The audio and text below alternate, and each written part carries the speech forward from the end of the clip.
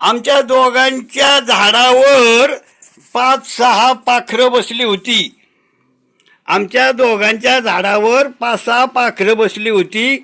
ती पाखरं, ते झाड हिरवगार आणि गजबजून गेलं होतं. थांब.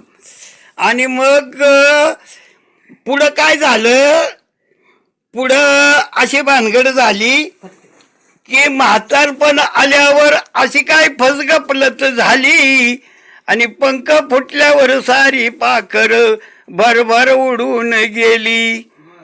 आमची लाडाची सुनबाई काही सांगू तिची नवलाई, नवऱ्याच्या कानात सांग तुमचा आई बापू पाहिजे नाही.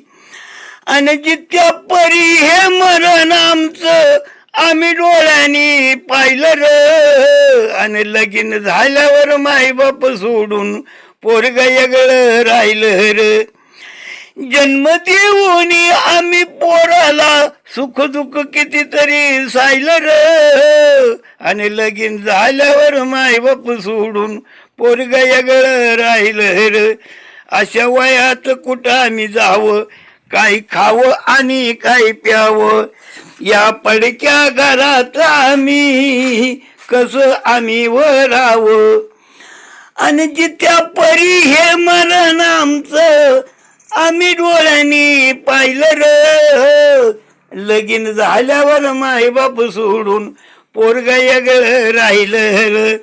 काही करायचं असून नसून आमच्या जीवाचं नाही कोणी, काही करायचं असून नसून आमच्या जीवाचं नाही कोणी. लई जपला आम्ही पोहराला तर हाताच्या फोडावानी. आणि तरुणपणाची आठवण येते, तरुणपणाची आठवण येते, पाणी डोळ्यातून वाहिलं र. आणि लगीन झाल्यावर मायबाप सोडून पोरग वेगळं राहिलं र. म्हातारपण आल्यावरती अशी काय किमया झाली आणि पंख फुटल्यावर सारी पाखर भरभर उडून गेली. ही एक जगाची एक राठी तुमच्या समोर मांडली.